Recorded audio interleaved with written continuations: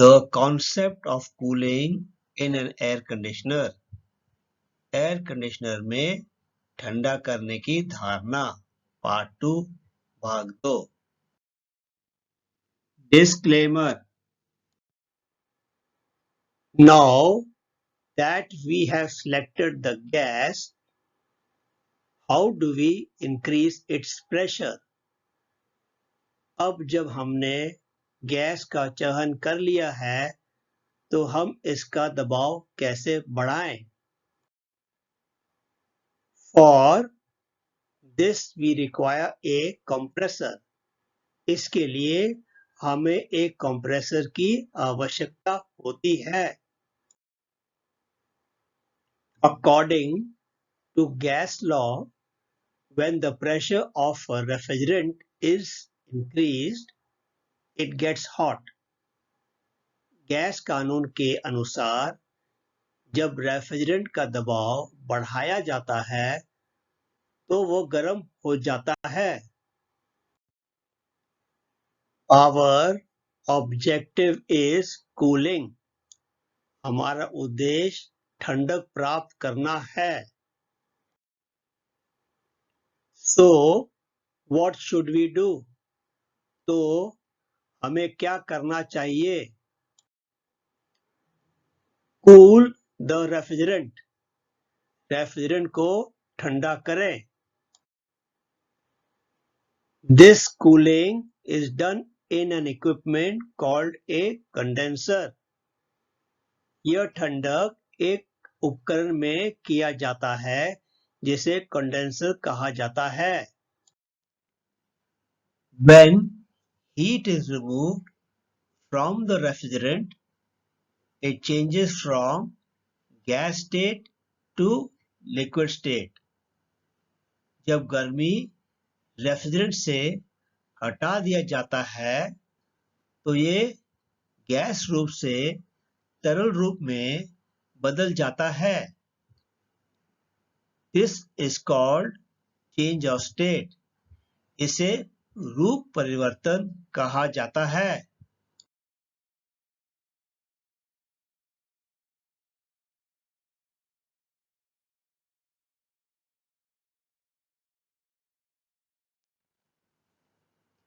State of refrigerant is changing in the condenser from hot gas to warm liquid.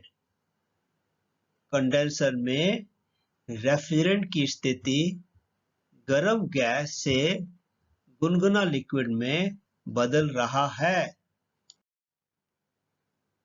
This also means that for any change of state of the refrigerant, heat has to be removed or added. इसका अर्थ यह भी है कि refrigerant के रूप परिवर्तन के लिए गर्मी निकालनी या डालनी पड़ेगी. Another example of change of state is water. रूप परिवर्तन का एक और उदाहरण पानी है.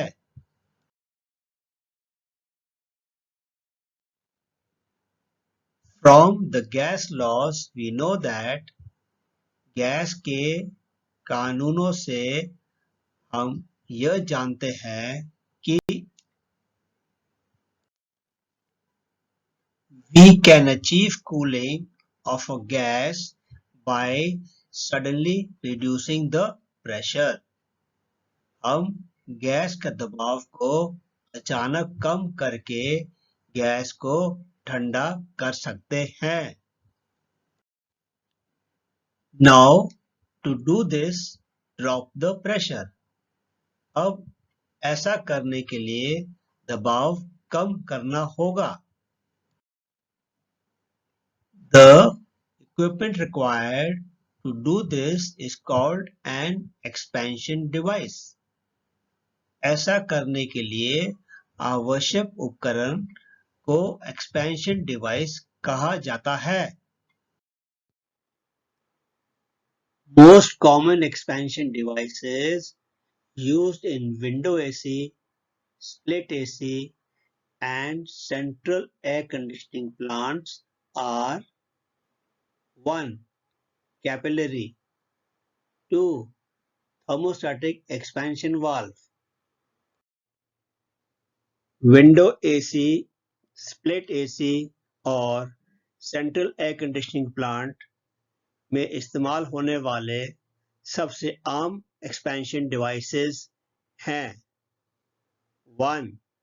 Capillary, 2. Thermostatic expansion valve. From the gas laws we know that gas के कानूनों से हम ये जानते हैं कि in a gas when the pressure reduces the volume increases. जब गैस में दबाव कम हो जाता है तो वॉल्यूम बढ़ जाता है. So we require a large space for this low pressure refrigerant. तो हमें इस कम दबाव वाले रेफ्रिजरेंट के लिए एक बड़ी जगह की आवश्यकता है. This space is provided in the equipment called the evaporator. यह स्थान evaporator नामक उपकरण में प्रदान किया जाता है. In the evaporator, low pressure is created by the compressor. Evaporator में कम दबाव कंप्रेसर द्वारा बनाया जाता है. At low pressure, the liquid refrigerant begins to boil. कम दबाव में तरल रेफ्रिजरेंट उबलने लगता है. Example: water boiling at low pressure. उदाहरण: कम दबाव पर पानी उबलता है. See the water boiling at low pressure created by the vacuum pump. Vacuum pump द्वारा बनाए गए कम दबाव पर पानी को उबलते हुए देखें. For boiling, heat is required. उबलने के लिए हीट की आवश्यकता होती है. When the liquid refrigerant in the evaporator boils, heat required for boiling comes from the evaporator body. जब evaporator में तरल रेफ्रिजरेंट उबलता है तो उबलने के लिए आवश्यक हीट evaporator के शरीर से आती है. The evaporator body takes heat from the air flowing over it, thereby cooling the air. Evaporator अपने शरीर के ऊपर से बहने वाली हवा से गर्मी लेता है, जिससे ये हवा ठंडी हो जाती है. The room air is recirculated over the evaporator body over and over again. कमरे की हवा इवेपोरेटर के शरीर के ऊपर से बार बार भेजा जाता है.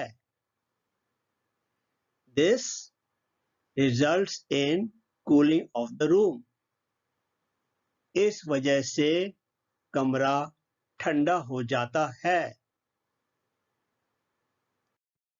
References and acknowledgements. End of module. Thank you, Arvind Dhawan.